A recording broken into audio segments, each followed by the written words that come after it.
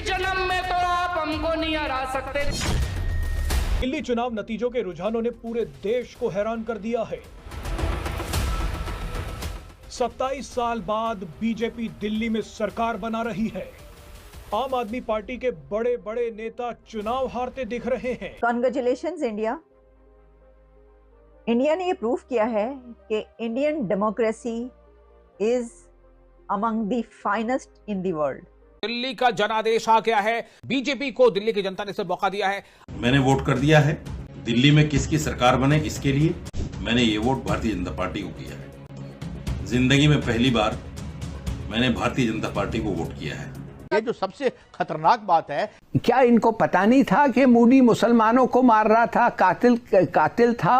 क्या इनको गुजरात मर्डर्स जिधर 2000 मरे हैं उनको ये नहीं पता था? कि जनशक्ति सर्वोपरि है। प्रधानमंत्री नरेंद्र मोदी ने ये ट्वीट किया दिल्ली में ये जीत के बाद। तो दोस्तों, जैसा कि आप सभी जानते हो कि आज भारत के अंदर दिल्ली में चुनाव का रिजल्ट आना था और रिजल्ट बहुत अच्छा आया है। बीजेपी की जो सरकार है वो दिल्ली से जीत चुकी है और दिल्ली में बहुत जल्द ही बीजेपी की सरकार जो है बनने वाली है। बहुमत के साथ जो है बीजेपी आगे रही और जीत गई। पर लेकिन दोस्तों, इसमें सबसे बड़ी बात ये है कि भारत के लोग तो काफ़ी ज़्यादा खुश हैं क्योंकि मोदी जी और योगी जी आने वाले हैं। लेकिन भाई पाकिस्तानियों को इस चीज़ से काफ़ी ज़्यादा परेशानी है। पाकिस्तानियों को काफ़ी ज़्यादा धक्का लगा है, दुख हुआ है, दर्द हुआ है, क्योंकि भाई इनका कहना है भारत के अंदर जो है बीजेपी की सरकार कहीं भी बनती है तो इनको बड़ा दुख होता है, इनको काफ़ी दर्द होता है। कहीं भी भारत के अंदर योगी जी और मोदी जी आ गए तो इनको लगता है कि इनके लिए बहुत बड़ा खतरा है। और सही बात, खतरा भी है, क्योंकि भारत के अंदर कहीं भी योगी जी और मोदी जी आते हैं तो इनको काफ़ी ज़्यादा मिर्ची लगती है, जलन होती है, क्योंकि जब भारत के अंदर मोदी जी योगी जी आ जाएंगे तो भाई जानते हैं पाकिस्तानियों का क्या हालत की जाएगी। पाकिस्तानियों का एकदम जीना हराम हो जाता है। तो इसमें आपकी क्या राय है ये कमेंट बॉक्स में ज़रूर बताइएगा। आगे क्लिप्स देखते हैं, फिर मिलते हैं वीडियो के एंड में।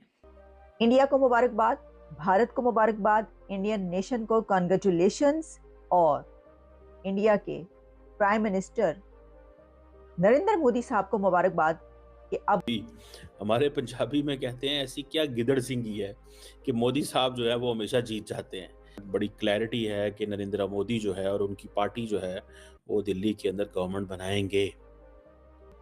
दोस्तों, नरेंद्र मोदी की क्या कामयाबी का राज है, वो इलेक्शंस कैसे जीत जाते हैं? अभी जो दिल्ली के अंदर इलेक्शंस हो रहे हैं उसमें मैंने देखा है कि उनकी पार्टी जो है उनके पास तकरीबन 48 सीट्स हैं। आम आदमी पार्टी जो है वो 22 सीट्स के साथ खड़ी है और बड़ी क्लैरिटी है कि नरेंद्र मोदी जो है और उनकी पार्टी जो है वो दिल्ली के अंदर गवर्नमेंट बनाएंगे। ये एक समझ लें कि बड़ा मसला होता है हमारे south Asia, India, Pakistan, Bangladesh, Indian area के अंदर ना, कि जी बीजेपी का इज्जत बेइज्जती का मसला है, आम आदमी पार्टी की इज्जत बेइज्जती का मसला है। कांग्रेस तो खैर बाहर थी सारी गेम में, ठीक है जी। अब ये आपको पता है दिल्ली जो है ये इसको बोलते हैं ये फेडरली एडमिनिस्ट्रेटेड टेरिटरी है, जैसे इस्लामाबाद है पाकिस्तान के अंदर। और आम आदमी पार्टी 2013 से 2013 से रूल कर रही है और उनका कहते हैं कि जो बड़ा रिकॉर्ड है वेलफेयर जो है नरेंद्र मोदी के खिलाफ गवर्नमेंट थी, ठीक है जी। सो आप इसी से अंदाज़ा लगा लें ये इस चीज़ को। एक तो ये चीज़, अब क्वेश्चन ये है कि ऐसी क्या, हमें उसको लफ्ज़ नहीं बोलना चाहिए लेकिन मैं बोल लेता हूँ just to enhance your vocabulary. हमारे पंजाबी में कहते हैं ऐसी क्या गिदड़ सिंगी है कि मोदी साहब जो है वो हमेशा जीत जाते हैं। और ये जो इन्होंने किया है इसकी क्या लॉजिक क्या है? ठीक है, मुसलमान कांग्रेस, आम आदमी पार्टी और समाजवादी को छोड़कर कहीं नहीं जा सकता। तो मुझे ये दोनों परसेप्शन खत्म करने थे।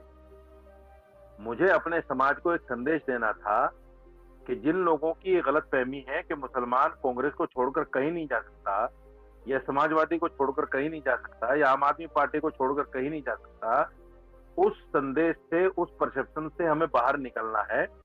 ये मेरा संवैधानिक अधिकार है। मैं किसी भी पार्टी हिंदू है, आम आदमी पार्टी का जो अध्यक्ष है वो भी हिंदू है, बीजेपी पार्टी का अध्यक्ष भी हिंदू है, तो हमारे लिए तो सब बराबर है।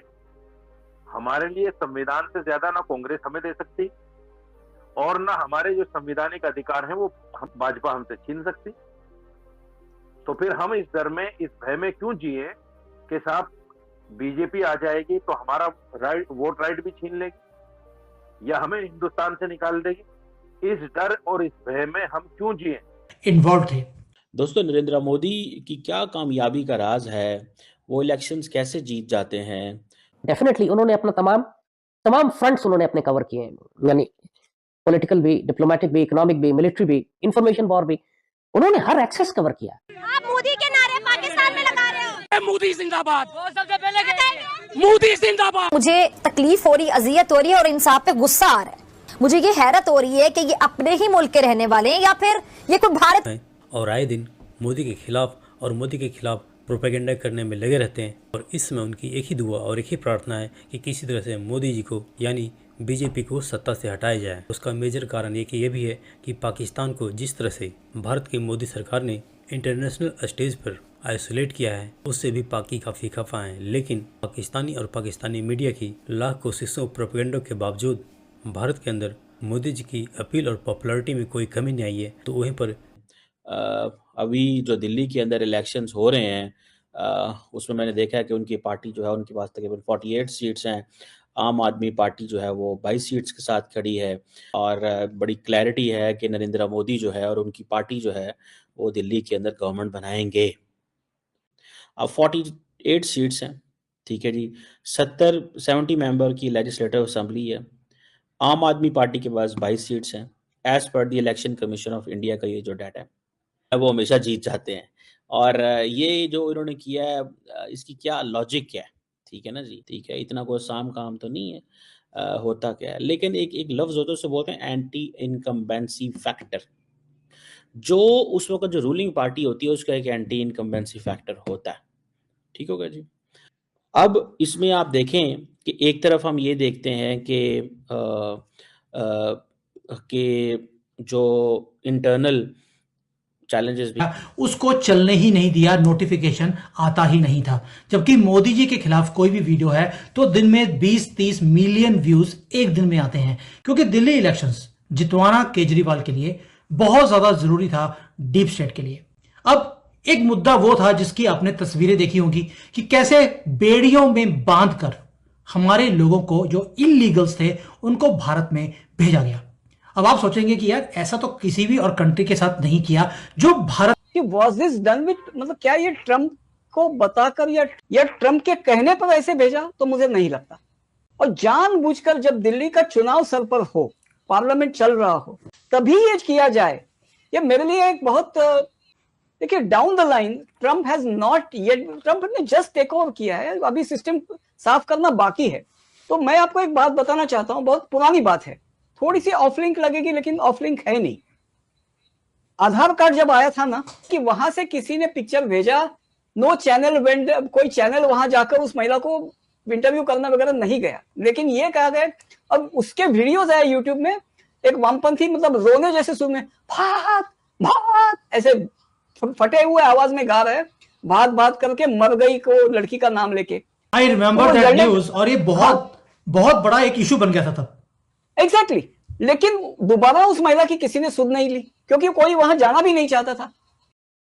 तो दोस्तों, जैसा कि आप सभी जानते ही हो कि इस समय जो है भारत के अंदर दिल्ली में चुनाव का रिजल्ट आया हुआ है और भारी बहुमत के साथ जो है बीजेपी की सरकार, मोदी जी की सरकार जो है वो आ गई। अब दिल्ली में मोदी जी की सरकार, बीजेपी बहुत जल्द आते दिखाई देगी। लेकिन भाई इस चीज़ से पाकिस्तानियों का कोई लेना देना भी नहीं था, लेकिन इनको हर चीज़ के बारे में मालूम करना है, पता करना है। ऑफ कोर्स जो है ये जानकारी लेंगे और पाकिस्तानी जितने भी चैनल्स हैं उनको भी इन चीज़ से कोई लेना देना नहीं था, लेकिन भाई इन्होंने अपने मीडिया चैनल्स में इस खबर को चलाया है।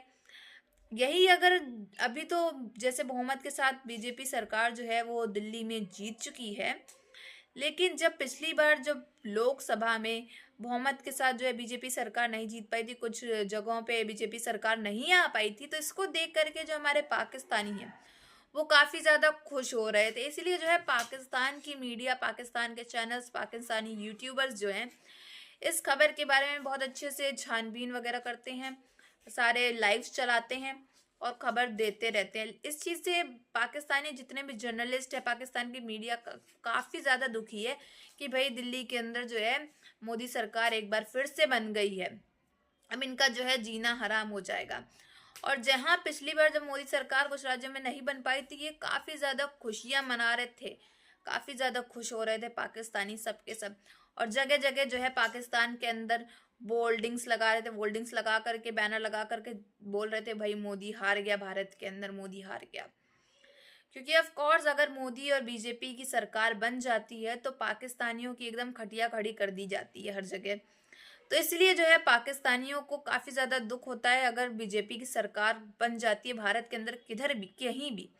तो इस वजह से पाकिस्तानियों का जीना जो है एकदम हराम हो जाएगा। पाकिस्तानी इस समय काफ़ी ज़्यादा डरे हुए हैं, सहमे हुए हैं, लेकिन दिखाते नहीं, क्योंकि इनको दिखाना होता है कि ये नंबर 1 है हर चीज़ में, ये किसी से डरते नहीं हैं। तो इसमें आपकी क्या राय है ये कमेंट बॉक्स में ज़रूर मेंशन करिएगा। अगर आपको हमारी वीडियो अच्छी लगी हो तो like, share and comment and subscribe please.